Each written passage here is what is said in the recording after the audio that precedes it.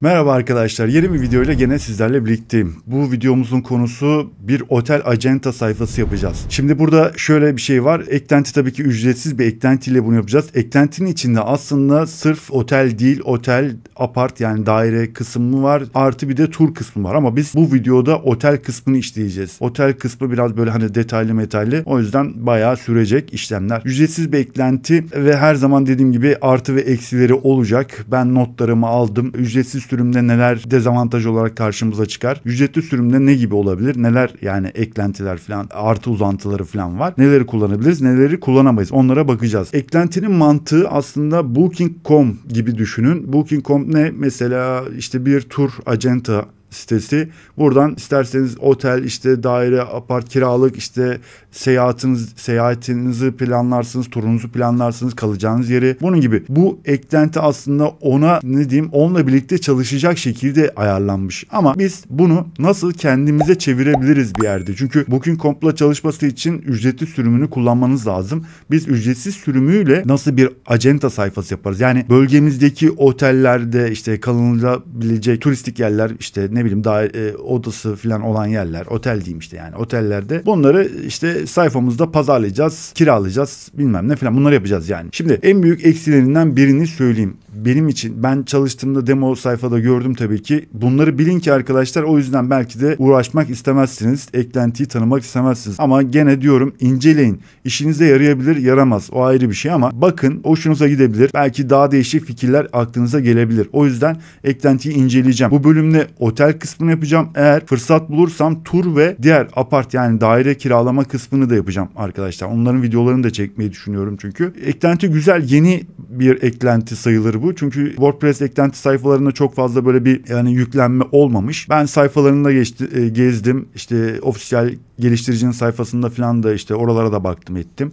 Fiyatına falan da bakarız ederiz zaten. Hepsine bakacağız. Dezavantajına gelelim. Şimdi en büyük dezavantajı, eklenti bir randevu takvimi yani rezervasyon takvimi kullanmıyor arkadaşlar. Ücretsiz sürümde yok. Ajax'a dayalı bir kontrol sistemi var. Bu biraz dezavantaj. Yani normalde biliyorsunuz, daha önceki çekmiş olduğum bir otel rezervasyon videosu vardı. Karta koyacağım, orada seyredebilirsiniz. Orada mesela rezervasyon doluluk oranlarını falan günlerde mesela onları görebiliyorduk. Bunda ne yazık ki göremiyorsunuz. Bu biraz bana sorarsanız dezavantaj. Onun haricinde şimdi listeyi zaten artı ve eksileri olan kısmı listesini koyacağım. Ekranda göreceksiniz. Ekranda orada zaten pro yani ücretli sürümde olanlar ve ücretsiz sürümde olanlar şeklinde gösterecek. Oradan bakabilirsiniz. Zaten WordPress geliştiricinin WordPress sayfasında da bunları göreceksiniz. Onlar hepsini yazıyor zaten. Türkçe çevireceksiniz tabii ki, oradan bakacaksınız, ayrı bir şey. Artı diğer dezavantajlarından biri benim için sorarsanız, dil dosyalarında biraz sıkıntı var. Neden? Eklentinin hemen hemen büyük bir bölümü Türkçeleşiyor. Evet arkadaşlar. Şimdi demoda da göreceğiz, bazı kısımlar ne yazık ki onları Türkçeleştiremiyoruz. Normalde dil dosyasında Türkçe tanımı, sözcük anlamı var ama, kelime anlamı var ama ne yazık ki sistem bunu bir türlü algılamıyor. O da kodlarla alakalı bir şey olabilir diye düşünüyorum. İleriki güncellemelerle herhalde düzelir. Çünkü forum sayfasına girdim. Eklentinin forum sayfasında birkaç kişi bununla ilgili yazmışlar. Sormuşlar hatta. Onlar da şeye yönlendirmiş. İşte bir support yani destek kısmına işte destek açın, oradan yazın mazın falan demişler ama bence bu bir kronik bir problem. O da ileriki günlerde güncellenir ve çözülür diye düşünüyorum. Olay ki Türkçe yapmazsanız sayfanızı, yani direkt olarak İngilizceden ya da farklı dile çevirirseniz herhalde bir sıkıntı olacağını düşünmüyorum. Hele İngilizce kullanırsanız zaten İngilizce'de bir sıkıntı olacağını düşünmüyorum. Artı yanına başka bir dil de eklersiniz Türkçe kullanmadan icabında, ama Türkçe'de de büyük bir kısmı zaten Türkçeleşecek sitenin. Onu da söyleyeyim. Hatta Translate ile ilgili bu çeviriyle ilgili son videolarımızdan biri var. Onu da karta da koyacağım. Onu da seyredebilirsiniz. Translate Press ile işte sitemizi nasıl çoklu dile çeviriyoruz filan.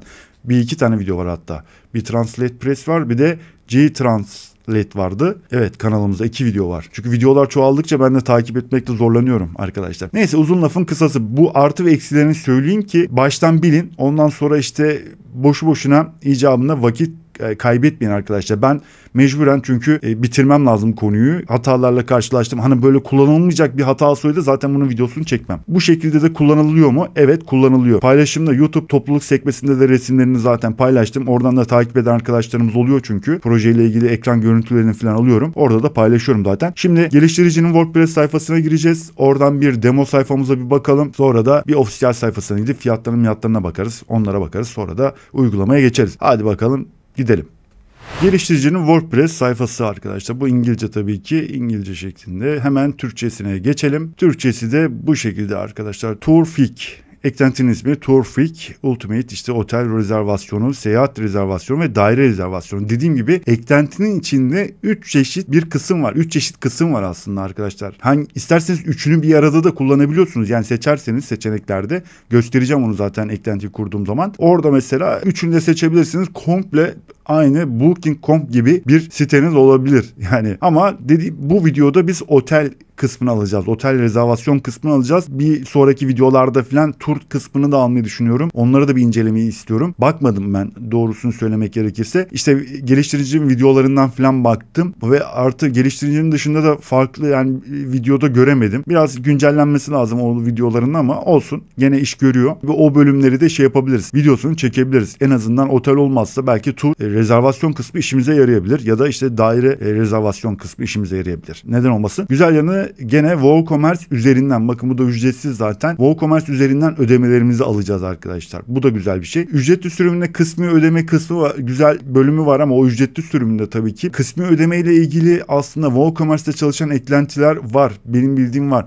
Bir iki tanesini ben incelemiştim ama biraz o zamanlar geliştirici çok fazla böyle hani şey değildi eklentinin. Ama bunu araştırıp mesela kısmi ödemede şunun faydası olabilir. İşte bir kapora sistemi olur icabında. Kısmi ödemede mesela işte sipariş verildiğinde şu kadar para ödenir ve geri kalanında işte giriş yapıldığında falan ödenir ya da ne bileyim işte bir şekilde ödenir. O olabilir yani en azından. Eklentinin içinde ücretli sürümde var bu tabii ki. Ücretsiz sürümde yok. Bu sayfayı gene videonun açıklamalar kısmına yazacağım. Burada linkini paylaşacağım. Orada paylaşacağım zaten. Lütfen girin arkadaşlar, okuyun. Aradaki farkları göreceksiniz. Bakın işte burada zaten WordPress'in otel rezervasyon yönetimi sistemi neler yapabiliyorsunuz. Bakın ücretsiz sürümde 5'e kadar diyor. Sınırsız oda ekleyemiyorsunuz. 5 tane de zaten yeterli. İşte demoda da göreceksiniz. Suite, standart, işte deluxe oda falan bilmem ne bunlar bilmem. İşte pro yazan kısımlar zaten ücretli sürümü olan kısımlar arkadaşlar. Bir şey de dezavantajlarından biri de kişi başı fiyat ekleyemiyorsunuz. Oda fiyatı olarak ekliyorsunuz. Bu da mesela bir önceki rezervasyon eklentimizdeki otel çektiğim videoda da orada mesela kişi başı fiyat ekleyebiliyorduk. Güzeldi. İşte neyse yani ücretli ve ücretsiz kısımları bunlar. İşte bakın seyahat rezervasyonunda dediğim gibi böyle işte yazmışlar. Ücretli ve ücretsiz olanlarda tur yani. Daire rezervasyonunda da böyle bu şekilde farklarını çıkarmışlar. O yüzden diyorum yani girin arkadaşlar, okuyun, inceleyin yani. Etkin kurulumu 900'ün üstünde. Dediğim gibi eklenti çok böyle eski bir eklenti değil. Yeni artık hani şekillenmeye başlamış. Hatta ilk sürümlerindeki ekran görüntülerini falan gördüm. Çok fark var. Kontrol panelini falan gayet güzel yapmışlar. Anlaşılır şekilde yapmışlar. Güzel olmuş o. Şu anki WordPress sürümümüzde uyumlu, güzel çalışıyor. Onda bir sıkıntı yok. Birkaç güncelleme yapılması lazım buna. Öyle diyeyim size. Türkçe, tamamen Türkçeleşmesi için ya da birkaç kısmını da ücretli sürümden ücretsiz kısma almaları lazım ki bence daha güzel olur. Daha hızlı büyür eklenti. Bunu da söyledikten sonra demo sayfamız burada. İlk önce şeye bakalım. Bu ofisiyel sayfası. Bakın arkadaşlar, ofisiyel sayfası bilmem ne falan. Bunun linklerini de koyacağım. Hatta fiyatına da bakalım. Gelmişken de bir eklentinin fiyatına bakalım. Ücretsiz bu. 0. Ücretli de bakın arkadaşlar burada karşılaştırıyor zaten. Neleri kullanabilirsiniz, neleri kullanmıyorsunuz. İşte yıllık $79, 80 dolardan başlayıp bir site için 299, 300 dolara kadar gidiyor. Yıllık bu arkadaşlar. Ömür boyu da alırsanız bakın bir site için 104, öyle gidiyor işte 104'ten başlayıp 330'a kadar gidiyor. Dediğim gibi videonun açıklamalar kısmına koyacağım. Destek kısmı eklentiyle ilgili arkadaşlar burada bayağı bir bilgi var, yazıyor. Videoları da var. Dediğim gibi biraz güncellenmesi lazım ama iş görüyor en azından. Hani bu çektiğim videoyu da seyrettikten sonra takıldığınız yerler olursa bu destek kısmından yani bu sayfadan da ulaşabilirsiniz. Hani nerede takılıyorsanız oralara da girebilirsiniz, bakabilirsiniz. Eklentinin dil dosyasını zaten ekleyeceğim ben. Forum sayfamızda olacak. Kullandığım ikonları arkadaşlar Flat ikondan aldım. Flat ikon ücretsiz, buradan alabilirsiniz. kullanacağınız ikonları alabilirsiniz arkadaşlar. Seçersiniz bilmem ne falan. Ben onları işte indirdim zaten, bilgisayarımda var. Kurarken de göreceksiniz zaten. Buradan ikonlarınızı alabilirsiniz arkadaşlar. Ücretsiz olanlarını kullanabilirsiniz. Dedikten sonra Booking.com'da biliyorsunuz arkadaşlar işte böyle, yani acenta dünyanın her yerinde tabii ki kalma yerleri, seyahat yerleri, turlar, murlar falan var. Buna benzer bir şey yapacağız biz de. Tam olmasa da buna benzeyecek. Şimdi demo sayfamıza bakalım. Demo sayfamızı gene ücretsiz bir temayla, Astra'nın bir tane temasını seçtim. Oradan işte ücretsiz yükledim sayfamıza. Onun üstünde biraz şekillendirdim. Bu şekilde bir arama kısmı var arkadaşlar. Bakın işte bölgelerimiz Antalya bölgesi, İzmir, Kapadokya, Muğla bölgeleri ve bu bölgelerde otellerimiz var. Şimdi birden fazla 5 tane 10 tane bölge olması, sizin bulunduğunuz lokasyondaki otellerle de konuşabilirsiniz. Bakın gidin kendinizle konuşun. Ya kendi oteliniz de olabilir. Ayrı bir şey. Bir tane otel bile olabilir. Hiç sıkıntı değil. İlla 4 tane 5 tane olacak diye bir şey değil. Buraya bölgenizi yazıyorsunuz. Artık kim kalacak, kaç kişi kalacak, çocuk var mı, oda sayısını yazabiliyorsunuz. Burada da tarihi seçiyorsunuz. Bakın ne yazık ki tarih kısmı Türkçe değil. Görüyorsunuz değil mi? Burada bir sıkıntı var. Bunu bir türlü değişmiyor. Eklenti Elementor'la olduğu için bu tema arkadaşlar. Elementor hatta Gutenberg blok, yani WordPress bloklarıyla çalışabiliyor. Sıkıntı yok. Biz sayfamız, temamız Elementor destekli olduğu için de Elementor'da kodları, uzantıları var mesela. O yüzden de rahat oluyor. Bu şekilde popüler otel bölgelerini seçebiliyorsunuz. Sayfayı istediğiniz gibi şekillendirirsiniz, yani öyle diyeyim size. Kısa kod kısımları falan var. Short kodlar, kısa kodları var. Güzel bir şey yapabilirsiniz arkadaşlar. Yorumlar falan var. Bölgesel olarak birden fazla bölge varsa bölgeleri de ayırabilirsiniz. Sırf İzmir bölgesi, Antalya bölgesi ayırabilirsiniz. Bu şekilde gidebilirsiniz. Mesela otel ara dediğimde böyle bir şey yaptım ben de. Yani bağladım. Buradan aratabiliyorsunuz. Hatta bakın şimdi bir şöyle bir giriş yapalım. Aratalım hatta. Şöyle seçtim. Giriş ve çıkış tarihimi seçtim. Ara dedim. Antalya'da ne var diye. Bakalım. Bizim için bir tane Antalya'da otel buldu. Oteli burada arama kısmı bu tabii ki. Aramada buldu arkadaşlar. Bakın özellikleri, otelin sayfası var işte 2500 liradan başlıyor diyor. Detaylı bakın. Bu kısımlar ne yazık ki değişmedi. Detayları göster dediğimde ya bu olayları, bu sayfaları güzel yapmışlar. Otelin sayfasını, arama kısmını falan gayet güzel olmuş. Ben beğendim. İşte oteldeki odaların bakın fiyatları, özelliklerini falan paylaşabiliyorsunuz. Sıkça sorular var. Ortalama işte yorumlar var. Güzel. Bunlar da bakın değişmedi. Ayrıca otelin işte hizmet şartları ve koşullar diye bir kısmı var. Buradan mesela işte giriş ve çıkışlarınızla ilgili bilgiler, işte konaklamayla ilgili işte ne bileyim bir şeyler yazabilirsiniz, paylaşabilirsiniz. Bence şu an gayet iyi. İşte bakın ufak bir mapı var. Nerede olduğunu adres olarak, işte yer olarak nasıl. Resim galerisi falan var. Video, kısa bir video da olabilir. Eklentiyi zaten kurduğumuzda arkadaşlar bir sürü özelliğini göreceğiz. Yalnız ben şeyi söyledim. Şurada bir yanlışlık olmuştu galiba arkadaşlar. Sayfayla ilgili bir şey vardı. Otelle ilgili. Onu da düzelteceğim. Aklıma geldi şimdi. Şu kısımlar arkadaşlar düzeltebiliyoruz aslında. Yani bunları Türkçeleştirme yapabiliyormuşuz. Yapıyoruz yani. Belki de şu kısımlarda da bir şeyler, ya ben o kadar inceledim bulamadım ama neyse artık bakarız. Gene yüklediğimizde belki karşımıza çıkar. Bakın we more bu şekilde İngilizce. Şimdi uyarımızı yapalım. Uyarımızı yaptıktan sonra da sıfır WordPress sayfamızda, sitemize kuracağız arkadaşlar. Yani herhangi bir eklenti yüklenmemiş. Gerçi benim kullandığım birkaç eklenti olacak tabii ki. En azından Loco falan olacak yani, onlar dil çevirileri falan için. Ona kurulumu yapacağız. Hadi bakalım uyarımızı yapalım ve geçelim kuruluma.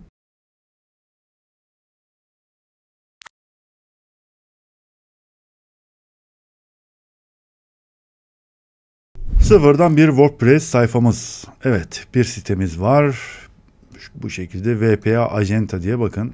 Yani herhangi bir şey yok zaten. Birkaç tane eklenti var. Onları da göstereyim arkadaşlar. Kurulu eklentilerim var. Onları kurdum. Yani kullandığım logo var. Bir de cache için, ön belleği temizlemek için. Bir de bu artık uyuz edici reklamlar falan çıkıyor ya. Onları engellemek için bu eklentiyi de kullanıyorum. Bunlara zaten yani artık standart gibi bir şey. Şimdi bu eklentiyi kurduğumuzda bize lazım olan eklentiler olacak. Artı eklentiler. WooCommerce tabii ki en başta. Artı bir e-posta gönderimi falan yapacağız ya, rezervasyon falan bilmem ne. Bir SMTP programımız lazım. Ondan sonra da Elementor zaten yükleyeceğimiz temayla gelecek büyük ihtimalle. Gelmezse de biz kendimiz yükleriz. 3 tane eklenti. Yanlış hatırlamıyorsam. Hatta dördüncü eklenti de olabilir. Gelelim eklentiyi kurmaya arkadaşlar. Yeni eklenti ekle kısmına geldim. Eklentimizin ismini kopyalayalım buradan. Eklenti ara kısmına yapıştırın. Zaten direkt kafada çıkacaktır. Aynen birinci sırada çıktı zaten. Kuralım ve etkinleştirelim. Eklenti kuruldu, etkinleştirdik. Şimdi şuraya böyle bir şey yapalım. İşte hangi sayfasına gelelim? WooCommerce. Bakın buradan zaten size şey diyor. WooCommerce'i kurmanızı söylüyor zaten aslında. WooCommerce etkinleştirilmesini gerektirir diyor. Dediğim gibi birkaç tane eklenti kuracağız tabii ki. WooCommerce'i de kuralım.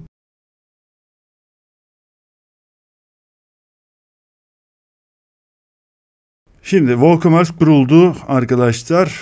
Direkt olarak eklentimizin işte karşılama bir sihirbazı var. Kurulum sihirbazı var. Hiç bunlara girmeyeceğim. Direkt olarak kontrol paneline git diyorum. Yapılması gereken işlemler var. Tabii ki WooCommerce mağaza ayarlarımızın yapılması lazım. Ondan sonra işte dil dosyası falan var. Onları yapacağım. Ben ilk önce bir dil dosyasını yükleyeyim arkadaşlar. Türkçe dil dosyasını yükleyeceğim. Loco üzerinden biliyorsunuz. Yükleyeceğim. Ondan sonra da WooCommerce mağaza ayarlarını yapayım ama WooCommerce'te birkaç şey göstermem gerekiyor size tabii ki. Onları da gösteririm. Yani en azından gönderim olmadığı için bunları bir ayarlamalarını falan yapmamız lazım. Onları da yaparız şimdi. Ben hemen bir dil dosyasıyla WooCommerce ayarlarını yapayım. Ondan sonra kaldığımız yerden devam edelim. Türkçe dil dosyasını yükledim. Artı WooCommerce mağaza ayarlarında yaptım arkadaşlar. Şimdi WooCommerce mağaza ayarlarında yani yapmamız gereken işlemler hangi ülkedeysek işte Türkiye'deyiz sonuçta Türkiye. Gönderim ve gönderim hesaplamalarını devre dışı bırakın arkadaşlar. Sonuçta bir fiziki bir şey göndermeyeceğiz. Bunu yapıyorsunuz. Bunu işaretleyin. Varsayılan konumda yok diye gösterin arkadaşlar. Böyle bunları ayarlayın. Bunlar basit biliyorsunuz. Yani e-ticaretle ilgili, WooCommerce ile ilgili birçok videom var kanalda. Nasıl ayarlanır, ayarları nedir, mağaza ayarları nedir falan hepsini görebilirsiniz. Onları yapın. Vergilendirmeyi yapın arkadaşlar. Vergi dahil fiyat gireceğiz. Sonuçta bir vergi oluşturun tabii ki. Başka ödemelerde de işte artık sanal postunuz varsa sanal post olabilir. Sanal post yani yapın bence de. Sanal postunuz varsa yoksa banka havalesi falan işte bunları açarsınız. Hangisini kullanmak istiyorsanız. Bunu da gösterdim. Şimdi bize ihtiyacımız olan bir de aslında e-posta gönderimi var tabii ki. SMTP Pro eklentisi kurmamız lazım. O da çalışsın. Eklenti kurulduğunda sol tarafa bakın. Görüyor musunuz? Burada eklentinin işte turfik ayarları, turlar, oteller ve daireler. Dediğim gibi eklentinin içinde 3 kısım var aslında. Turları, otelleri ve daireler var. Biz oteller kısmını işleyeceğiz tabii ki. Şimdi bunlara ihtiyacımız yok. Bir sonraki videolarda turlar ve daireler hakkında video çekersem de hatta çekip üçünü de açabiliriz. Böyle güzel bir şey var. Aynı sayfa üzerinde çalışacağız. Üçünü de tamamladıktan sonra üçünü de aktif hale getirebilirsiniz. Böylece ne olur? Booking.com gibi otelleriniz olur. Sayfada kiraladığınız odalarını işte otelleri tanıtırsınız. Turlar varsa turlarınızı tanıtırsınız. İşte daire olarak mesela baktığınızda apart daireler falan bunları tanıtırsınız mesela. Ama ilk başta biz otelleri tanıtacağımız için diğer ikisine ihtiyacımız yok. Ne yapalım? Şimdi eklentiler kısmına gelelim. SMTP'yi kuralım. O da hazır olsun.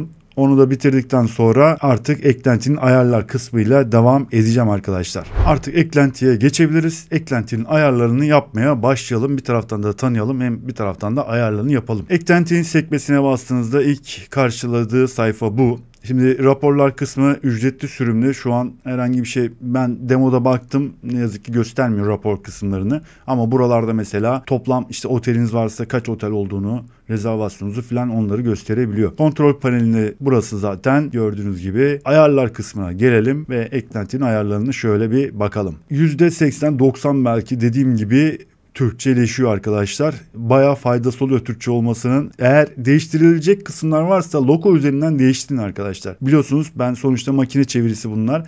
Elimden geldiğince düzeltmeye çalışıyorum. Eklentiye yani sitenin mantığına uyacak şekilde kelimelerle çevirmeye çalışıyorum ama gözümden kaçan da olabilir insanlık hali. O yüzden siz de değiştirebilirsiniz. Şimdi genel sekmesinde genel ayarlar hakkında bakın burada zaten direkt sizi şeye de yönlendirebiliyor. Geliştiricinin destek kısmında işte o sayfaya da gidebilirsiniz. Üstüne tıklayın. Bakın direkt olarak işte destek sayfası. Buradan işte bunu Türkçe'de çevirebilirsiniz. Size adım adım da gösteriyor aslında. Eklentiyi işte ayarlarını bilmem ne anlatıyor yani. Geldik. Gönderi türleri ve devre dışı bırak. Dediğim gibi biz otel kısmıyla uğraşacağız. O yüzden tur ve daire kısmını şu an etkinleştirmeyeceğim arkadaşlar. Sol tarafta bakın sekmeleri görüyorsunuz. Turlar, daireler, oteller diyor ya. Şu iki sekme gidecek. Kaydettiğimde onları kaldıracak. Bir sonraki dediğim videolarda da mesela bunları yaparsam, işlersem tabii ki bitirdikten sonra da mesela komple açabilirim. Hepsini açarım mesela. Böyle geniş bir yelpazede bir sayfanız olur. Yani Booking.com gibi seyahat tur pazarlama sayfası gibi bir şey olur. Yine bunları kapatacağım. Otelle uğraşacağız biz. Tarih formatımızı ayarlayalım. Yani gün, ay, yıl olarak şablon ayarları. Şimdi eklenti bize bir tane seçenek vermiş aslında. Fazla da seçenek yok ama şimdi otel, tur ve daireye bakmayacağım. Bakın turun bu şekilde gösteriyor. Dairede zaten şeyle aynı hemen hemen. Evet, otelle aynı hemen hemen. Neyse, otel. Otel tek sayfa. Tek sayfada otelin bütün içeriğini görebileceğiniz sayfa göstermişti mesela, onun gibi. Bunu seçebilirsiniz ya da bu şekilde bir şey seçebilirsiniz. Yani sayfa türünü. Bunu siz ayarları sonra da yapabilirsiniz. Otellerinizi kaydettikten sonra da değiştirebilirsiniz. Onda bir sıkıntı yok. Şimdi ben tek otel şablonu olarak bunu seçeceğim. Yani bir tek sayfada olsun. Şimdi o sayfada neler var diyor. Açıklama var. Özellikler. Oda. Bakın. Bunlar da sayfanın altında. Burası mesela işte otel tek sayfa dediği olay bu. Otelin buradaki işte mevcut odalar, sıkça sorulan işte sorular, yorum kısmı, işte şartlar, koşullar, inceleme kısmı filan. Buradan isterseniz açıp da kapatabilirsiniz. Size kalmış bir şey. İnceleme demiş, şartlar ve koşullar hepsini açık bizde. Otel arşivi arama sonuç sayfası.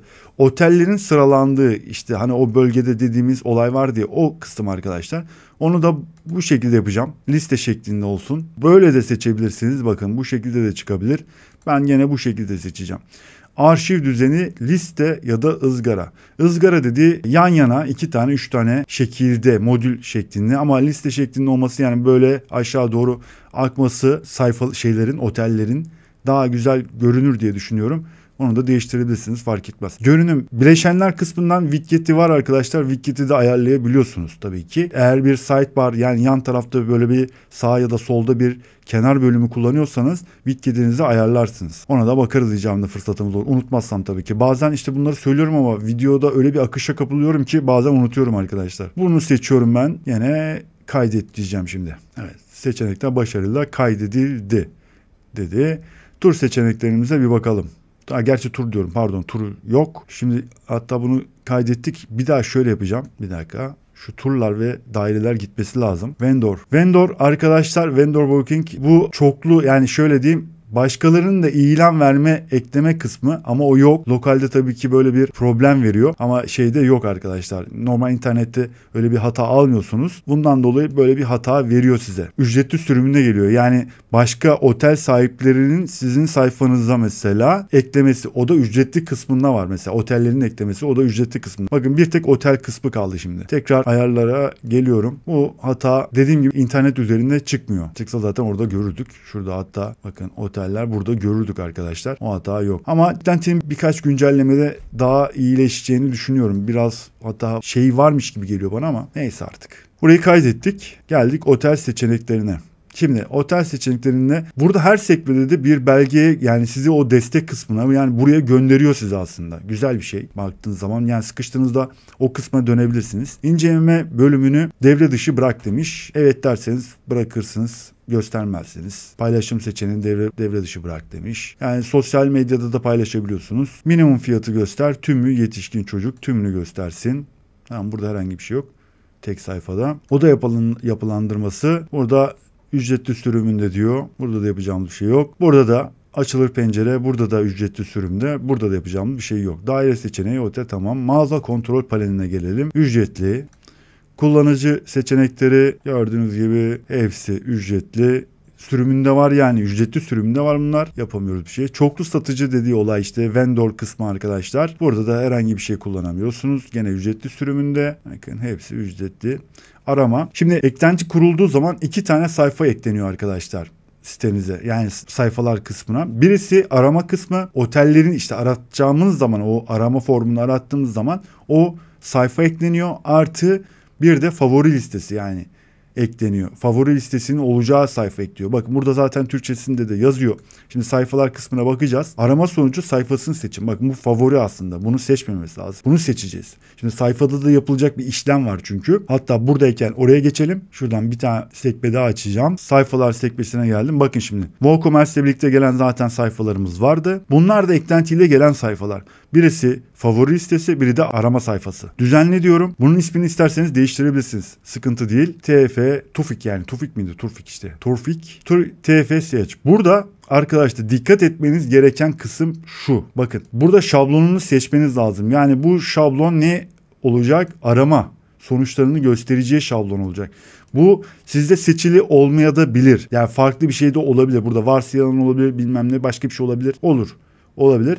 O yüzden bunu bu şekilde seçmeniz lazım. Bunu da Türkçeleştirebilirsiniz aslında. Arama sonucu diyelim buna. Arama sonuçları diyeyim. Arama sonuçları dedim. Linki düzeltelim. Şimdi tekrar sayfayı oradan seçeceğiz tabii ki. Yani şunu bir yenileyelim. Bir şey yaptık mı ya? Neyse kaydedelim gene. Kaydettik. Şimdi bir daha geldik arama kısmına. Şimdi öyle bir sayfa. Evet. Burada ismini göstermiyor gerçi ama tamam. Sayfa başına gösterilecek arama öğeleri demiş. Kaç tane göstersin? 5 tane. 5 tane göstersin işte.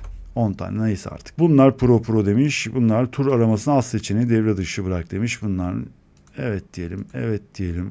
Daire yok zaten, daire yok. Tamam, kaydet diyorum. Yani arama formunda yalnızca otel olarak gözükecek. Otel olarak aratacağız arkadaşlar. Diğerlerini yaptıktan sonra bunları açabiliriz zaten. Arama işlemini tamam. Tasarım paneline gelelim. Tasarım panelinde burada yazı boyutları, artık başlıklar, fontlar, stille ilgili şeyler bunlar arkadaşlar. Bunları istediğiniz gibi yani boş vaktinizde bunları değerlendirin, ayarlayın, yapın, geçin. Şimdi bunlarla uğraşmayacağız tabii ki. Geçtik. Otel kısmını gene renk, bakın renk seçimi bilmem ne falan demiş. Yani bunları da isterseniz değiştirirsiniz. Çeşitliye gelelim. Giriş kayıt bunlar ücretli sürümünde, bakın ücretli sürümünde giriş işte kayıt ol kısımları var. Tabii bunlar ücretli sürümüyle geliyor. Bunlarda yapacağımız bir şey yok. Harita ayarları demiş. Standart harita Google Harita Pro. Hemen Pro'daymış. Geçtik. Favori listesi demiş. Favoride oturum açan kullanıcı istek listesini etkinleştir. Yani favori listesini etkinleştirmek için bir kere kullanıcı kayıt olması lazım. Sayfanızda bir kayıt bölümü olması lazım. Yani açmanız lazım WordPress'te üye olabilsin. Üyelikle ilgili tabii ki videolar var arkadaşlar. Onları da seyredebilirsiniz. Kanalda var. Onlardan da faydalanabilirsiniz. İstek listesi düğmesini göster. Mesela burada yalnızca tek otel sayfası. Onlar da gösterecek. Diğerlerinde de gösterecek. Diğerleri yok gerçi ama olsun. Kalsın şimdilik. Oturum açan. Burada da istek sayfası. Bakın. Şu kısım. Şunu seçeceksiniz. Bak farklı gelebiliyor. Dediğim gibi başka bir sayfayı seçmişti mesela. Bunu kaydedeceğim. Sayfalar kısmına bir daha gideceğim. Şimdi orada da şunu bakacağız şimdi. Bunu da favori listesi diye değiştirebiliriz zaten. Favori listem burada seçili. Bakın zaten seçmiş. Gördüğünüz gibi. Ya da linki de düzeltsin. Güncelle diyorum. Şimdi eklentinin bir de ayrıyetten kalıcı bağlantılarda bir ayarı var. Onu da gösteririz. Şu ayarları bitirdikten sonra bakalım ona. Tamam, bunu da seçtik, kaydettik. Zaten sıradaki oymuş. Kalıcı ayarlar kısmı. Kalıcı ayarlar yani permalink, İngilizcesi permalink dediğimiz olay kalıcı bağlantılar. Şimdi burada direkt zaten belgelere bastığınız zaman size o sayfayı gösterecek yani ne olduğunu. Burada ben direkt size göstereyim. Bakın ayarlar kısmına geliyorsunuz arkadaşlar. Kalıcı bağlantılar sekmesini açın. Yani oraya gelin. Geldik.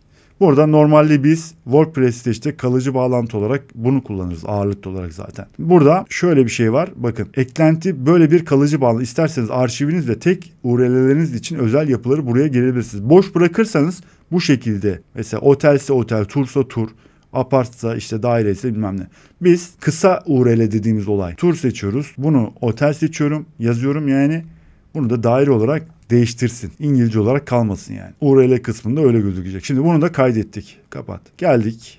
Kalıcı bağlı ayarlarda işimiz bitti. İncelemeye gelelim. İncelemede yorum yani yorum kısmı arkadaşlar. Oraya yorum yazılması, oturum açan kullanıcı. Evet. Otomatik yayınlanma. Hayır. Siz inceleyin ondan sonra. Değerlendirmeleri 5 yıldız falan. Bakın. Bak burada direkt otomatik olarak kendisi Türkçeleştirdi mi arkadaşlar? Evet. Aynen yapmış logoda. Tamam güzel ne güzel bunlarla uğraşmayacağız işte. Belki şeyler de diğerleri de değişmiş olabilir. Acaba internetteki benim şeyde mi problem vardı? Olabilir. Neyse düzelsin de. Eski inceleme alanları bakın hepsi mesela işte Türkçelerin karşılığı var. Paranın karşılığı, konfor. Şu kısım arkadaşlar. Şurası. Bakın. Bunlar İngilizce diyorduk ya arkadaşlar. Şimdi orada Türkçe olarak gözükecek. Güzel. Vallahi hoşuma gitti. Geldik tekrar. Tamam eski inceleme alanlarını sil, eski yorumları sil demiş filan demiş. Tamam burada herhangi bir şey var mı? Yok. Geçtik. Optimizasyon. Burada optimizasyonla işte CSS dosyaların küçültme var. Etkin. JavaScript dosyaları var. Onları işte şey yapalım. Bunlar da CDN'ler, ön bellekleme işlemleri. Bunlarla bir şeyimiz yok bizim zaten. Bir bağlantımız da yok. O yüzden kalsın. Bu şekilde devre dışı kalsın. Ortaklık dediği bir şey var. Satış ortağı ayarları. Bu dediğim gibi normalde eklenti Booking.com işte ve Travel Payout izin veriyoruz demişler. Yavaş yavaş daha fazla seçerek. Yani buralarda mesela bu eklentilerde bir üyeliğiniz varsa, çalışıyorsanız onların vereceği API'lerle mesela sayfanıza bağlantı yapabiliyorsunuz işte. Yani güzel yanı da o. Dediğim gibi mantığı aslında o. Ama biz kendimize göre uyarlıyoruz şu an. E-posta ayarlarına bakalım. E-postada ayarlarında da işte yöneticiye gidecek e-postalar, müşteriye gidecek e-posta arkadaşlar. Yeni tur rezervasyonu, demo, tamam, rezervasyon alındı. Sevgili yönetici bakın burada aşağıda istenmiştir bilmem ne filan demiş.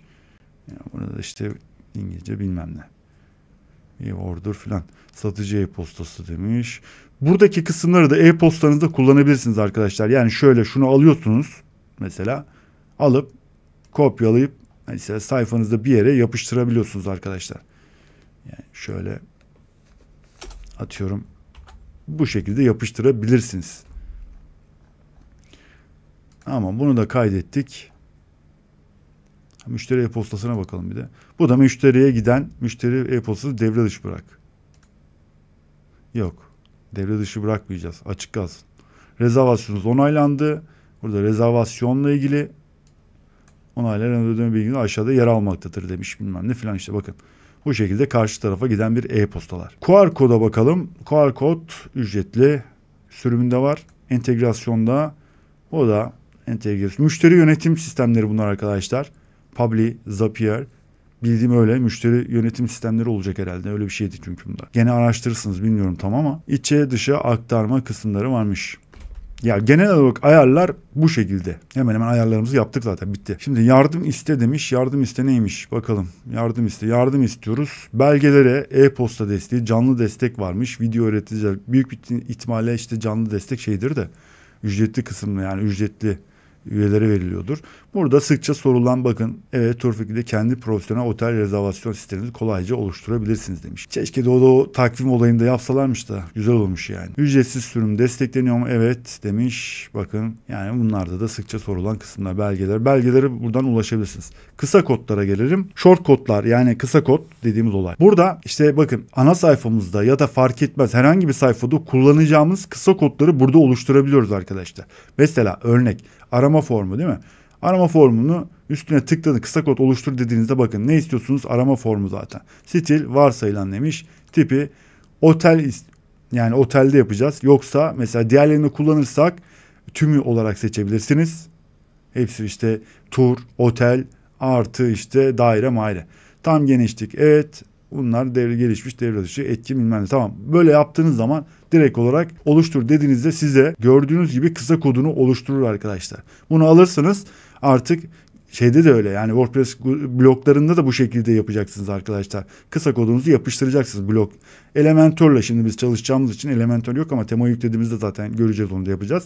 Buradan mesela kısa kodu kullanabilirsiniz. Geldik. Bunu da kapatalım. Turlar, oteller, otel konumu zaten Elementor'da hepsi var. Kullanacağımız kodlar orada direkt işimize geliyor zaten. Yapacağız zaten. Kısa kodlar dedik. Şimdi ayarlar kısmını bitirdik arkadaşlar. Bu kadar. Ayarlarda anlaşılmayan bir şey yoktur inşallah. Umarım elimden geldiğince anlatmaya çalıştım. Artık oteller kısmına gelelim. Şimdi otellerde yapacağımız tabii ki oteller ekleyeceğiz. Özellikler olması lazım. Lokasyonlar olacak. Rezervasyon, bakın soru detayları, rezervasyon, ondan sonra ne var? Ama en başta neyle başlayacağız? Konumla başlayacaksınız arkadaşlar. İlk önce otelinizin konumu. Antalya bölgesi, Ege bölgesi, nasıl size kalmış bir şey.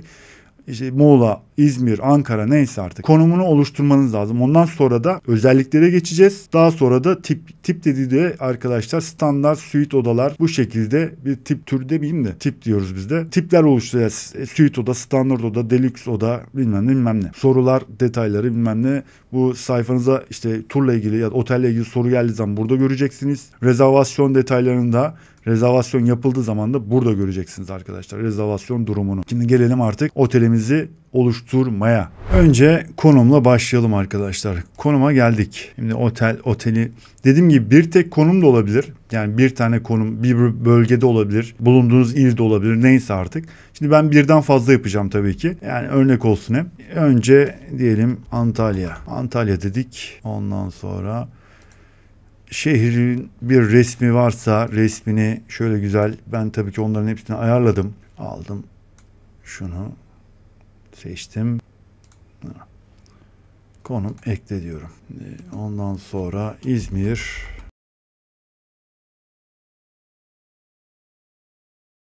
Üç tane bölge. Dediğim gibi size kalmış artık kaç tane bölge yapacaksanız. Kapadokya dedik. Tamam. Hatta Muğla'da yapacağım. Bir de Muğla olsun. Muğla güzeldir. 4 tane bölgemiz var. Geldik. Konumlarımızı hallettik. Şimdi özelliklere bir gelelim. Özelliklerde odaların özellikleri olabilir. Otel özelliklerini de gösterebilirsiniz. Yani işte ne örnek olarak veriyorum. İşte bir minibar, klima, ondan sonra işte banyo, plaj, havuz, bu tip şeyler ekleyeceğiz ona da arkadaşlar. O da şöyle, ben bunların çoğunu Excel'de hazırladım arkadaşlar. Excel dosyasında yazdım, çizdim. Onların hepsi duruyor şimdi. Oda özellikleri buraya yazalım şimdi. Mesela odalarda uydu kanalı olabilir. İşte televizyon varsa yoksa onları ekleyebilirsiniz. Şimdi bunları ben şöyle bir tanesini yapayım. Ondan sonrasını hiç uzatmayacağım. Siz de boşu boşuna sizin de vaktinizi almayayım arkadaşlar. Nasıl eklendiğini, özelliklerinin nasıl olduğunu göstereceğim şimdi. Şimdi burada banyoyu yazdık. Font Avesome'den ikon ekleyebilirsiniz. Mesela banyo gösteriyor mu? Ya ben burada bir türlü bulamadım bunları arkadaşlar. Yani var aslında ama zor çıkıyor. 2 saat onu beklemeyeceğim. O yüzden de ben kendim indirdiğim ikonları yükleyeceğim siteye tabii ki. Hemen ikon. Tamam. Geldik. Ne dedik? Banyo dedik değil mi? Banyo hemen yükleme. Hatta şunların hepsini alacağım. Tek tek uğraşmayalım. Bunların hepsini yüklesin. Oradan da seçeceğiz işte şimdi. İşte sigara içilen oda, sigara içilmeyen oda, spor salonu, restoran, sauna. Bunlar oda özellikleri olabilir, otel özellikleri olabilir. Bu tip ikonları eklersiniz. Otel ekledikçe de mesela onlar da seçeceksiniz arkadaşlar. Şimdi banyo kısmını aldık. Bu şekilde bunu da 24 yapın ki 24'tür bunlar çünkü benim yüklediklerim daha güzel durur. Banyo ikonu da ekledik. Bu şekilde özellikleri ekleyebilirsiniz. Şimdi buraları ben hızlıca geçeceğim arkadaşlar. Birkaç tane ekleyelim böyle bulunsun. Şimdi özellikleri ekledik. Özellikler bitti. Bayağı bir özellik ekledim. Baktığınız zaman bayağı bir var yani. Şimdi konumu hallettik. Lokasyonlar, yani otellerimizin lokasyonlarını ekledik. Özelliklerini ekledik. Şimdi tip dediği kısma geldik. Tipler. İşte burada da oda tiplerimizi seçeceğiz. Ayarlayacağız arkadaşlar. Yazacağız yani. Başlayalım. Buraya 4 tane yapacağım. Ben bir tanesini yazıyorum. Standart oda diyorum. Açıklama kısmına da aslında evet şuraya yapıştıralım mesela. Tamam. Kolay veya ekonomik konfor bilmem ne falan işte. Yeni tip ekle dedim. Bu şekilde odalarınızı oluşturabilirsiniz. Yani oda çeşitliliğiniz varsa tek tipse bir tane, birden fazlaysa mesela işte 2-3 tane ise bu şekilde ekleyebilirsiniz. Onları da hallediyorum. Odalarımızı da ekledik. 4 çeşit odamız var arkadaşlar. Suite oda, standart, kulüp ve deluxe şeklinde. Lokasyon, özellik ve oda tiplerimizi de ayarladık. Şimdi artık bir otel ekleme kısmına geçelim. Yeni ekle kısmı sekmesine geliyorsunuz. Yeni ekle diyoruz. Şimdi artık otelimizi ekleyelim. Burada biraz işte hem otelle hem de otelin nasıl işte sayfasını oluşturacağız onu göreceğiz. Şimdi otele bir isim bulalım arkadaşlar. Otelimize şöyle bir otel açıklamaları bizim eski sayfamızdan alalım mı? İzmir İncisi Otel. Tamam, bunu alalım mesela. Otelimizin ismi İzmir İncisi Otel. Otelin açıklamasını şimdi oraya bir şeyler yazalım. Otel açıklaması, şunu aldım. Tamam. Şöyle yapsam yok. Şöyle yapalım. Tamam. Böyle olsun. Sizi şuraya, bu arada tabii ben arkadaşlar ChatGPT'den faydalanıyorum. Bana sağ olsun güzel içerikler oluşturuyor. Yoksa bu kadar içeriği yazmam, etmem, bulmam sürer. Benim için sizi İzmir İncisi Otele diyelim. Davet ediyoruz. Bilmem ne filan işte. Tamam, açıklama kısmını da yazdık. Şimdi genel kısmı. Öne çıkan otel mi? Hayır, öne çıkan değil. Normal. Genel ayarlar. Tekli ayarlar ayarlamıştık arkadaşlar, biliyorsunuz. Genel ayarlar, yani ayarlar kısmında yaptığımız ayarları mı kullansın? Yoksa tekli ayarlar mı? Buradan siz ayrıyetten de farklılaştırabilirsiniz. Size kalmış bir şey.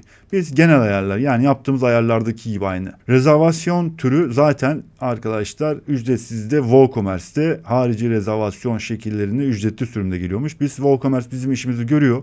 O yüzden de varsayım olarak bu şekilde kalacak. Konuma geldik. Konumda da konum buradan şimdi arkadaşlar adresi de oradan kopyalayalım hatta. Şimdi 2 saatte uğraşmayalım. Şöyle aldım, şunu bir kopyaladım, alalım, şuraya yapıştıralım bakalım. Bizi götürsün oraya. Bakın.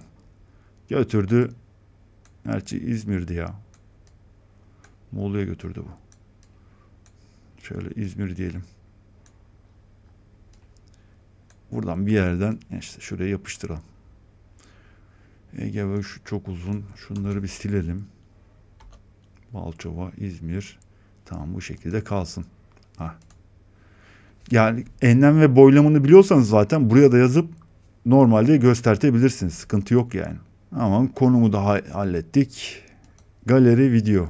Şimdi otel galerisi. Otel galerisine ne yapmanız lazım? İşte otelin mesela çevresiyle ilgili resimler çekebilirsiniz. Bina işte neyse artık, bahçesi neyse onları falan çekebilirsiniz. Şimdi otel galerisine resimler ekleyelim. Otel galerisine.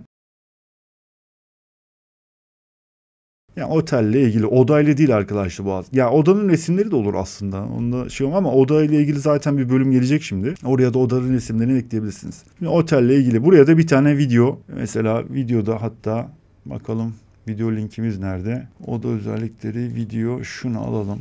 Örnek olarak yapıyorum tabii ben bunları. Bu şekilde bir tane video linki. Otelin videosu falan varsa kısa videosunu falan buraya linkini, YouTube'da varsa mesela koyabilirsiniz arkadaşlar. Ya da Vimeo. YouTube ya da Vimeo neyse.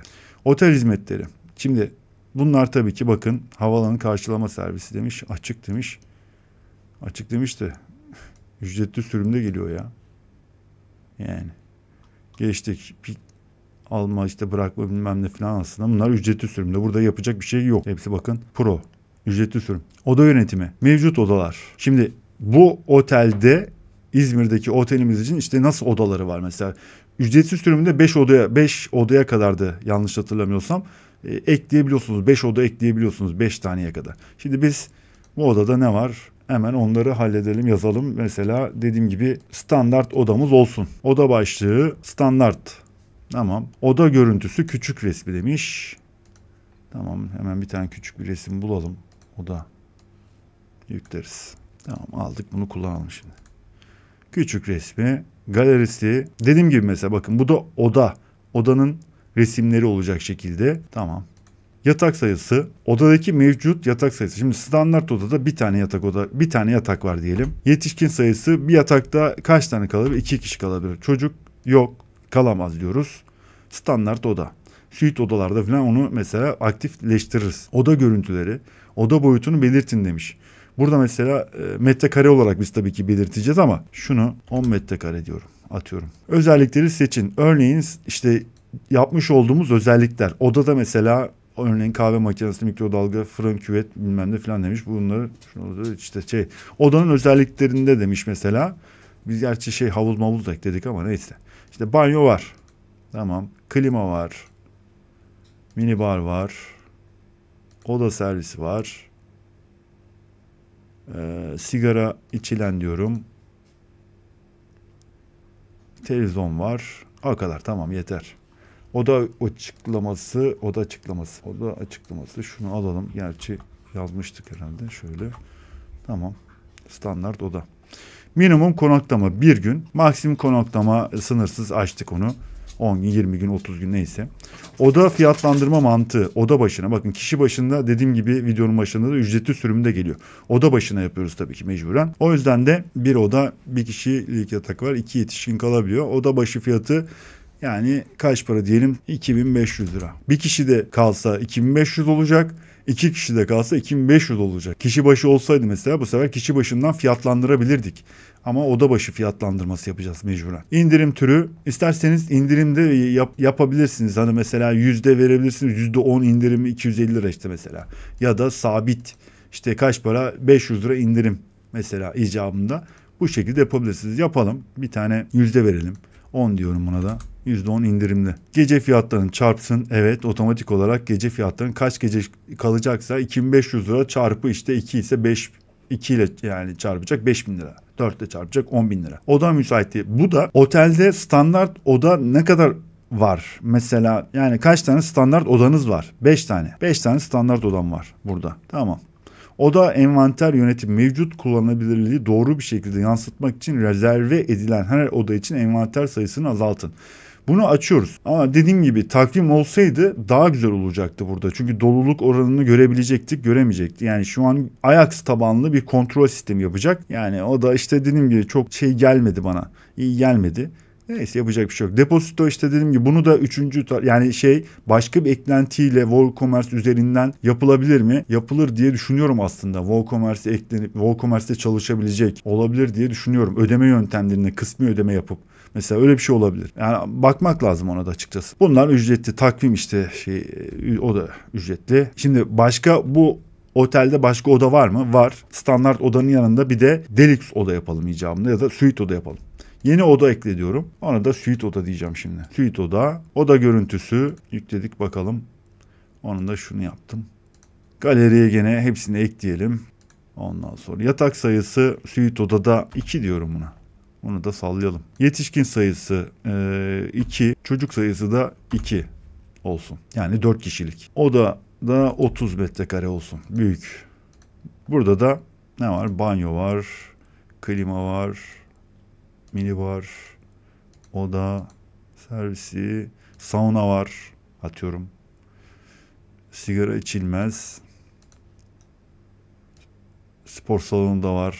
Televizyon, spor salonu kaldıralım ya. Televizyon var. Bir de uydu kanalı var. Wi-Fi var. Evet, Wi-Fi'yi de eklemeyi unuttuk. Wi-Fi de var. Tamam. Şunu da alalım. Evet, minimum konaklama gene bir gün. Oda başına fiyatı bu da kaç para olsun? 7500 olsun. Suite odamız. Geceliği 7500. Çok para ya. 5000. Yeterli.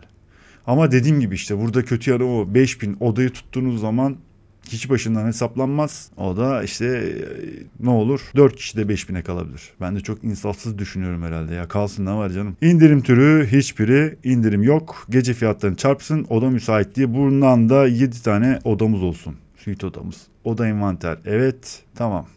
Bu kadar. İki çeşit odamız var yani. Sıkça sorulan kısmı arkadaşlar. Buraya mesela ne sorulabilir otellerde? Bakın grup rezervasyonlarında sıkça sorulan sorular, şu başlığını alalım zaten. Şöyle. Şuraya bir ekleyelim. Buraya mesela yani çok fazla sorulan, size geri dönüş olan sorularla cevaplarını yazabilirsiniz. Yani müşterinin mesela merak edebileceği şeyler, kısımlar olabilir. Adı üstünde sıkça sorulan sorular diyor arkadaşlar işte. Yani. Aldık bunu biz öyle örnek misali yapalım bir tane. Tamam işte şunu aldık. Bir tane yeter. Buradan istediğiniz kadar da yapabilirsiniz. Ekle derseniz bu şekilde bakın. Bir tane daha soru, altına da cevabı. Bir tane yeter. Soru, karşı taraf işte sayfanıza girdi, müşteri girdi. Mesela okudu, otelin sayfası, otelle ilgili işte bilgi almak istiyor ya da kafasına takılan bir şey var. Soru sormak istiyor size. Ne yapmanız lazım? Onunla ilgili bölüm bu da. Hemen şuna bir ikon seçelim. Mesela şunu seçelim işte. İkon ekledik. Bunları da hemen çevirelim.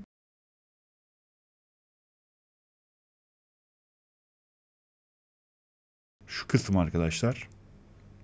O alan. Buna bastığınız zaman bakın. Böyle bir form çıkar, burada doldurursunuz ve gönderirsiniz. Kontrol panelinde mesela burada soru detayları bölümünde o soru geliyor zaten, görüyorsunuz. Şartlar ve koşullar var. Burada otelle ilgili mesela bölümler işte ne olabilir? otel şartları ve koşulları, işte saat kaçta giriyorsunuz, kaçta çıkıyorsunuz, işte oda kahvaltısı varsa, işte açık büfe mi, ne bileyim, bunlar filan, bazı şeyleri yazabilirsiniz. Artık hani bilgilendirmek amacıyla ben yine bunu alıyorum şimdi. Tamam. Onu da yaptık. Ayarlara geldik. Buradan inceleme bölümünü devre dışı bırak, paylaşım demek. İstek listesi, favori listesi bu arkadaşlar. Bunu da farklı bırakabilirsiniz. Farklı bölümlerin başlıkları demiş. Popüler özellikler bölümünün başlığı. Onu da çevirelim. Ortalama konuk yorumları. Tamam. Tamam, bu kısımda işimiz bitti. Şimdi otelimiz neredeydi? İzmir'deydi arkadaşlar. Otelin özellikleri, yani tüm özellikler, banyo, havuz, klima, mini var, o var, bu var, şu var, o da var, bu da var, o da, bu. Hepsi var. Ondan sonra ne vardı? Standart oda ve suite oda vardı. Başka da bir de otelin görüntüsü. Bir tane de otel görüntüsü lazım bize şimdi. Şuradan seçelim bir tane. Onları da yüklesin. Zaten yükleyeceğiz. İçinden İzmir olanı alalım. Yani şu İzmir mi? İzmir, tamam. Onu aldık. Resmimizi de ayarladık. Tamamdır. Yayınla diyorum. Şuna bir bakalım. Yazıyı görüntüle dedik. Bakalım. Otel sayfamız geldi. Şimdi tabii herhangi bir tema memo yok. Birazcık böyle sıkıntı çıkabilir. Burada ne diyor? Ne hataları var? Tamam, tema ile ilgili bir şey var. Bu şekilde geliyor zaten. Yani şeyler geliyor. Evet, resimlerimiz geldi. Tamam, alt kısımlar gelmedi. Şimdi bunu yaptıktan sonra artık şeye bir geçelim biz. Tema olayımıza bir geçelim. Görünüme gelelim arkadaşlar. Temalar kısmına geldim. Bir tema ayarlayalım şimdi. Tema. Şimdi temamızda yeni tema ekle diyorum. Astra'dan bir tane ücretsiz yine bir tema seçeceğiz. Kurup etkinleştireceğim. Ondan sonra da bir tane şablon kurulumu yapacağız arkadaşlar.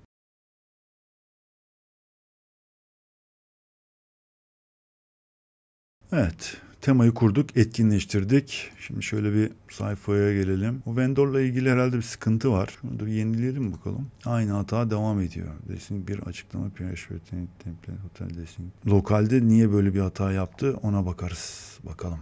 Temayla alakalı mı değil mi? PHP ile ilgili olabilir. Bakalım. İlk önce şu şablonumuzu bir ayarlayalım da. Astra'ya geldik. Starter Templates dediğimiz kısma geliyoruz. Onu bir kuralım. Şablonların olduğu kısım, uzantı gibi bir şey bu da arkadaşlar. Bunu kurmanız gerekiyor zaten. Kuracaksınız. Şablonlar da o zaman artık kullanılabiliyor. Etkinleştiriliyor. Tamam. Aktifleştirelim. Elementor olarak seçiyorum. Burada yani şu temayı, normal bir tane tema seçeceğim. Şunu da yapmıştım. Bunu seçeceğim arkadaşlar. Bunu da yaparız. Yani düzeltmeleri dediğim gibi, ama önemli olan, her zaman diyorum, eklentinin mantığını anlamanız. Yani temadan ziyade tema sonradan düzeltilebilir, yapılabilir. Ama eklentinin mantığını anlayın ki nasıl çalıştığını, o önemli sonuçta. Onda kafayı yormamız lazım. Sonra da artık sitenin görselliğine bakacaksınız. Atladım.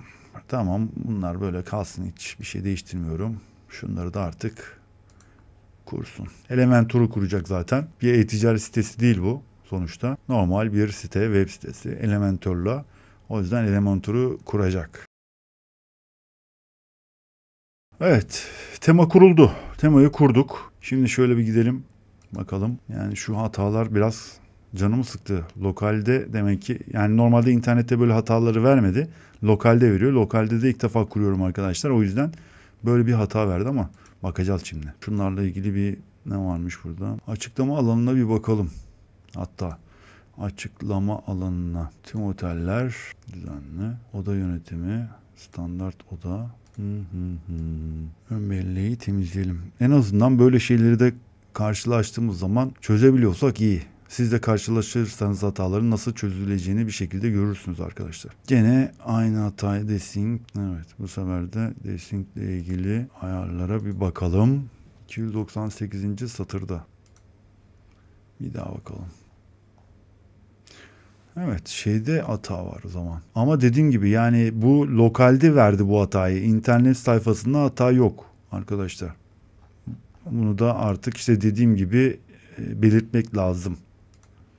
Bir daha seçeceğim şimdi şunu. Bunu bir daha seçeceğim.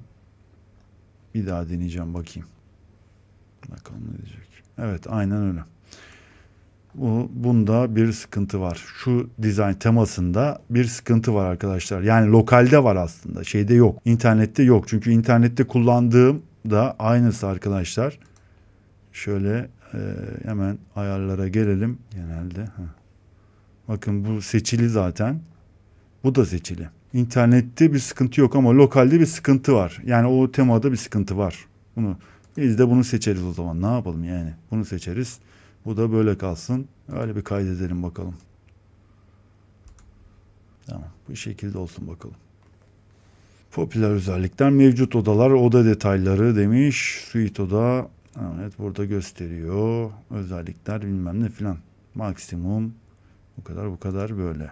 Grup rezervasyonları yapılıyor mu bilmem ne, bir soru sor demiş. İnceleme. Artık birkaç güncellemeden sonra belki lokalde de düzgün çalışır. Ne bileyim. Olabilir. Olabilir. Her şey olabilir arkadaşlar. Genel itibariyle dediğim gibi bu şekilde. Şimdi biz ne yapıyorduk? Temamızı yaptık. Arkadaşlar bir soru çıktı, hemen daldık ya. Vallahi billahi. Geldik şimdi temamıza. Şimdi temanın ana sayfasına bir bakalım. Ne var ne yok. Böyleydi. Şimdi bu şekilde oldu tabii ki. Ve temada artık arama formunu, işte popüler oteller kısmını falan göstermemiz lazım. Onu da nasıl yapacağız? Komple tabii ki sayfayı düzeltmeyeceğim arkadaşlar ama yapılabilecek kısımları bir düzeltelim şöyle. Şimdi Elementor'la girelim. Ana sayfamızdayız. Buralarda biraz düzeltmeler yapalım.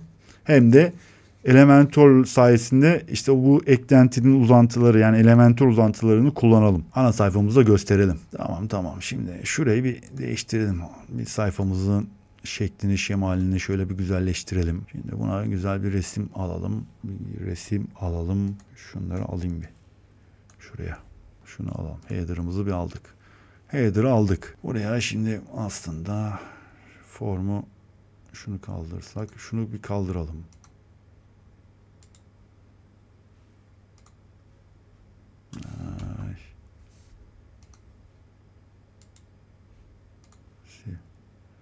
Şunu da silelim.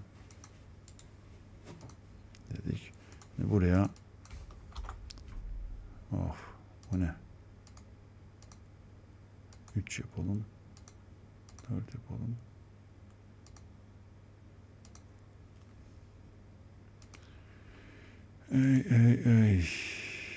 Şunu bir sıfırlayalım.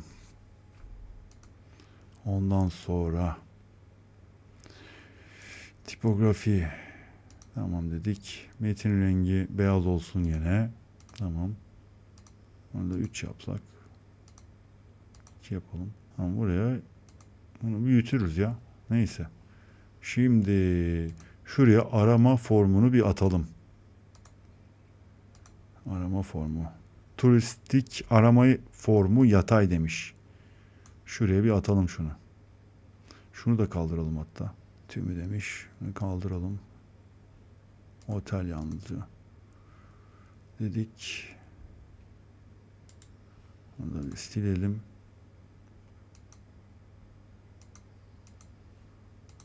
Ne bu üstten arkadaş? Tamam. Sıradaki bunu da büyütürüz. Biraz büyütelim ya. Şöyle. Tabii şeyden de bakmak lazım. Cep telefonundan nasıl? Şöyle yapalım. Sıradaki konaktamanızı bulun. Cep telefonunda da böyle gözüksün dedik. Formumuzu da aldık. Bu şekilde formumuzu aldık. Onu bir güncelleyelim. Şu an otel olduğu için arkadaşlar bakın, yoksa diğerlerinde tur, daire falan hepsini de ekleyebiliriz. Oradan otelimizi arayabiliriz. Şimdi bir yenileyelim bakalım şuna. Sayfamıza. Geldi. Artık bir tane var zaten. İzmir. Bir yetişkin. Çocuk yok. O da bir dedik. Girişimize bakalım. 25 ile 27 arasında ara diyorum. Arasın. Ne bulacak bakalım. Yani bir tane otelimiz var zaten. Bir tane otelimizi buldu. Odalar bilmem ne. Detayları göster diyorum. Otelimizin detaylı bilgileri burada. Popüler özellikler, standart oda bilmem ne. Kontrol et diyorum, standart oda. Tarihleri çekin diyor, yapın diyor. Tamam, 25-27. Ayak tabanlı olduğu için arkadaşlar şimdi bu dediğim gibi Keşke böyle takvimli olsaydı. Evet, bir tane oda rezerve edeceğim arkadaşım dedim. Bizi nereye yönlendiriyor şimdi? Bizi ödeme kısmına yönlendiriyor şu an. Baktınız. Yani burada işte doldurduğunuz zaman işte ödeme kısmı, banka havalesi bilmem ne cart curt. İşte ne kadar şeyi yazmış, rezervasyon, tarihler, girişler, çıkış bilmem ne filan toplam tutar. Onların hepsini yazdı. Tabii dediğim gibi bunun Türkçeleştirme filan yapmanız lazım. Temada biraz Türkçeleştirmeniz yapmanız lazım işte icabında. Bunları yaparsınız. Hatta bir tane de şey yapalım ya. Oluşturalım mı sipariş? Oluşturalım. Bir tane oluşturalım mesela. Teste gitsin. Tamam. Tamam. Kabul edelim mi? Edelim. Bir de şeyden bakarız. Ayrıyetten. E-postadan bir bakalım. Nasıl bir şey geliyormuş. Tamam diyoruz. Öde. Kabul ettik. Siparişimizi verdik. Yani rezervasyonumuzu oluşturduk. Böyle bir bilgilendirme, ödeme ile ilgili işte yaptığımız rezervasyonla ilgili bir ödeme. Bu şekilde. Şimdi e-postamıza bir bakalım. VP Agenta siparişiniz alındı. Bilmem ne, siparişiniz için teşekkürler. Bu WooCommerce'in e-postalarını özelleştirme ile ilgili kanalımda video var arkadaşlar. Nasıl özelleştirebiliriz? Daha böyle güzel canlı bir şey yapabiliriz. Onunla ilgili video var. Tavsiye ederim, seyredin. Rezervasyonunuz onaylandı diyor. Yani rezervasyonunuz alındı. Bu da eklentinin gönderdiği e-posta arkadaşlar, dediğim gibi. İşte burada da işte bunları da Türkçeleştirme yapılabiliyorsa, ama dediğim gibi bunlarda biraz sıkıntı var. İşte ne var? Yapılır herhalde ya, bakılır onu da. Standart oda, bir oda, bir yetişkin, giriş tarihi, çıkış tarihi, fiyatı bilmem ne 4500. Şudur budur. Ha, buraya mesela şeyi eklemesi lazım. KDV'yi değil mi? Tabii ki. Şunda 4500 lira. 4500 KDV yok. Bunda direkt mesela 4000, burada geçiyor KDV'si. 668 40'tan ne demiş. Yani tamam. Bu şekilde bir e-posta geliyor. Şimdi kontrol panelimize dönelim. Ondan sonra oteller kısmına gelelim. Oteller kısmında rezervasyon detaylarına bakalım. Rezervasyon detayları, herhangi bir rezervasyon var mı? Şu an burada boş. WooCommerce'te o zaman siparişlere gelelim. Niye yok aslında? Aslında bir dakika ya, orada rezervasyon detayları gene göstermiyor. Niye göstermiyor? Ücretli sürümde mi gösteriyor yani bunu? Ama şunu söyleyeyim arkadaşlar, bakın lokalle internet çalışması, o yüzden diyorum ya, hem lokalde hem internette farklıdır diye. İnternette normalde burada rezervasyon durumunu göstermesi lazım arkadaşlar. Onu söyleyeyim size. Bakın göstermiyor burada. Yani tamamlandı. Yok. Bu ne ya? Rakam makam. Biz rakam mı yazdık oraya ya? Tamamlandı. Uygula. Şuraya bakalım. Normalde tamamlandı. Hatta bir de bakalım, siparişiniz tamamlandı. Şuradan bakalım. İnternet şeyinden. Yani burada mesela rezervasyonlar gözüküyor. Lokalde gözükmüyor işte. Aradaki farkı da görüyoruz. Yani lokalde olmayan internette oluyor baktığınız zaman. Enteresan. Oluyor böyle yani. Şimdi yeni rezervasyon ekle diyorum. Bakalım. Buradan yeni rezervasyon eklediğim zaman acaba orada gösterecek mi? Bunları doldur, tamam. Yapmadı mı? Yani lokalde bayağı bir sıkıntı, evet. Lokalde sıkıntı var arkadaşlar. Açık ve net. Lokalde bir sıkıntı yapıyor bunu. Bu şekilde, ama yani hani internette de sıkıntı, zaten bunları sıkıntı yapsa arkadaşlar hiç bu videoyu bile çekmezdim. Hem lokalde hem internette bu sıkıntıları yaptıktan sonra anlamı yok zaten baktığınız zaman. O yüzden de lokalde biraz sıkıntı var. Bu kesin ve net yani. Başka eklentiyle hakkında başka göstereceğim bir şey yok. Daha ne göstereyim ki artık. Bu şekilde nasıl eklentiğini ettiğini gösterdi. Lokalde de böyle şey yapması benim canımı sıktı açıkçası. Yani en azından lokalde niye böyle yapıyorsun? Ya da internette anlarım da, enteresan. Biraz daha bu eklentinin güncellenmesi lazımmış, anlaşıldı. Şimdi hayır, diğer videoları da çekeyim mi çekmeyeyim diye düşünüyordum. Bu şekilde eğer lokalde sıkıntı yaratıyorsa, yani tur kısmını ve daire kısmını çekmenin bir anlamı yok arkadaşlar. Bence geliştiriciler biraz daha çalışması lazım konu üzerinde. Öyle diyeyim. Neyse, biz gelelim artık ön sayfayı tamamen bir düzeltelim. Şimdi bir hata çıktı, birkaç hata çıktı. Onları takıldık ön sayfayı yarıda bıraktık. Ön sayfamızı düzeltelim. Ben şöyle kendimi bir sağa doğru alayım. Tamam. Geçelim. Elementor'la devam edelim. Ne yaptık? Burayı hallettik. Header kısmımızı, arama kısmını hallettik arkadaşlar. Şimdi bu kısımları bir halledelim. Bizim diğer sayfadaki gibi, nerede? Şuradaki gibi. Mesela popüler otel bölgeleri falan demiş ya. Onun gibi bir şeyler yapalım. Şöyle bir şey yaparız. Ona geçelim. Buraya bir şu artı yapalım. Geçelim. Eklentinin bize Elementor'la neler yapabiliriz? Onlara bak. Otel konumları. Mesela şu otel konumlarını alalım. Şuraya bir koyalım. Bakalım. Otel konumları. İzmir, Antalya, tamam. 3 tane göstersin. 3 tane yeterli. 3 tane bu şekilde. Hatta buraya bir tane de başlık atalım. Yani şunu alalım mesela. Şu başlığı çoğaltalım. Ondan sonra şunun üstüne atarız. Şöyle. Hatta şunu da çoğaltalım. Böylece çoğalt. Başlık şuraya atalım.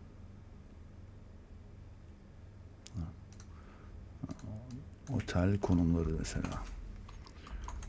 Otel konumları.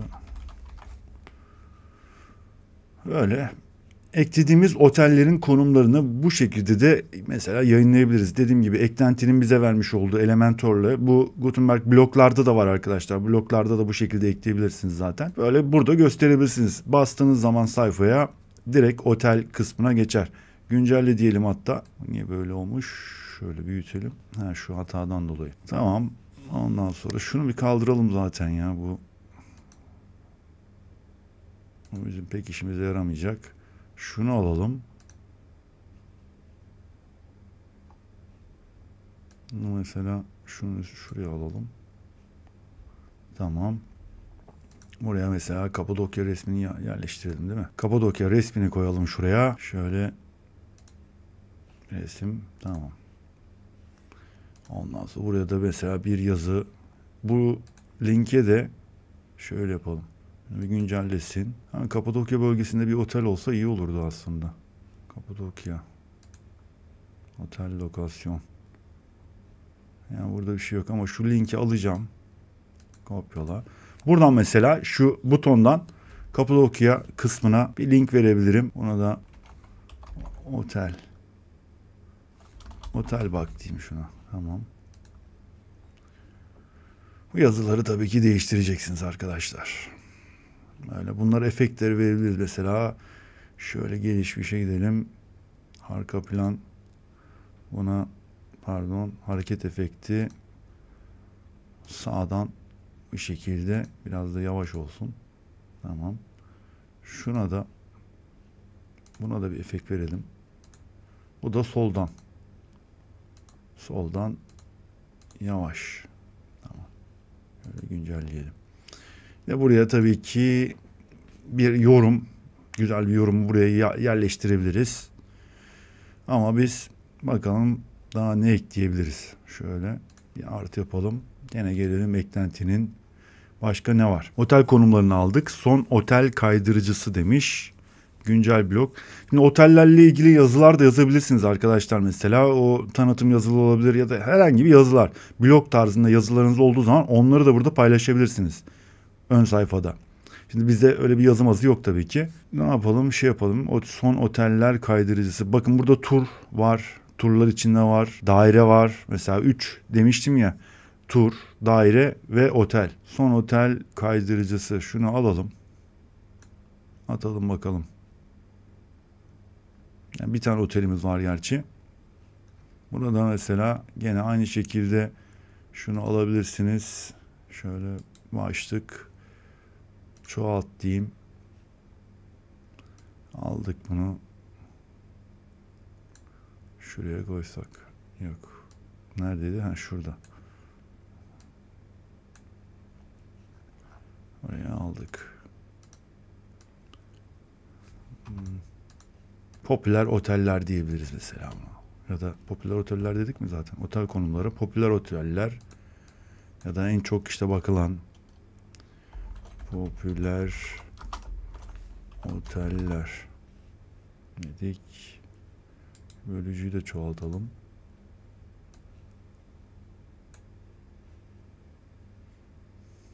Yani ondan sonra başka ne ekleyebiliriz? Son oteller, otel konumları, konuma göre oteller demiş. Konuma göre otel konumları, konuma göre oteller.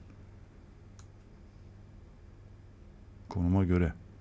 İzmir. Tabii lokasyon dediği kısım bölge aslında. Antalya bölgesi, İzmir bölgesi. Bu da mesela bunu şey yapabilirsiniz. Ne yapabilirsiniz? Bölgesel olarak seçebilirsiniz. Konum mesela İzmir bölgesindeki oteller. Buraya mesela bir başlık atarsınız. En çok İzmir'de işte bakılan icabında. Öyle bir şey kullanabilirsiniz. Yani ne bileyim bir şeyler yapabilirsiniz. Şimdi bir tane otel olunca böyle şey gibiymiş gibi geliyor ama birden fazla mesela İzmir bölgesinde otel olsaydı burada mesela 2-3 tane gösterecektik. Mesela header, footer kısmında da şunun da fotoğrafını değiştirelim. Footer'a da şunu alalım. Orta desek şöyle. Arka plan kaplaması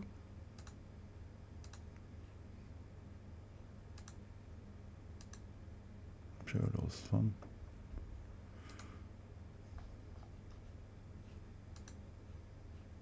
Hatta başka ne var? Ne yapabiliriz? Bu yazıları tabii ki beyaz yapabiliriz. Şöyle metin rengi.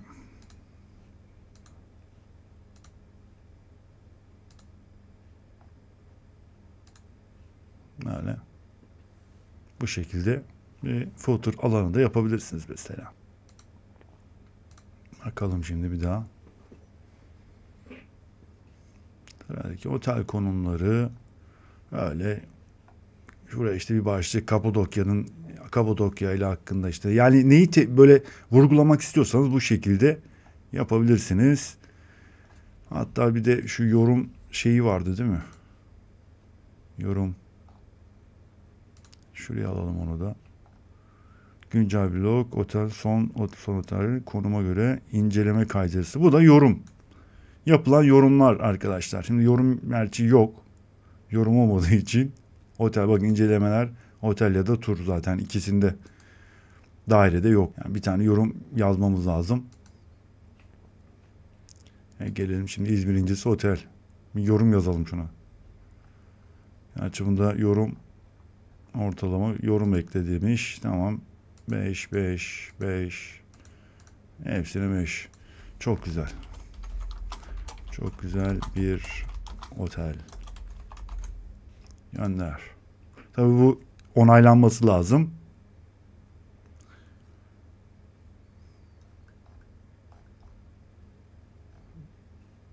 Evet, incelemeniz onay bekliyor diyor. Orada da normalde soru detayları soru sormadık çünkü. Yorumlara geldik. Onayla diyorum. Yorumu gözüksün. Yenileyelim. Bu şekilde. Şimdi ana sayfada da tabii ki bu. Hatta burada bir soru soralım. Adınız Ramazan. Tamam. Şuraya da test diyorum.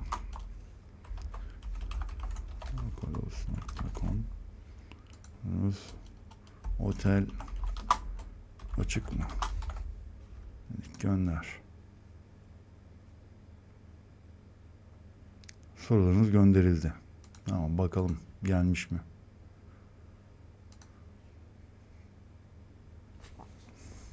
Evet. Buraya gelmiş. Bu soru kısmı çalışıyor. Rezervasyon kısmı çalışmadı. Lokalde. Şimdi direkt yine ana sayfadan bir bakalım.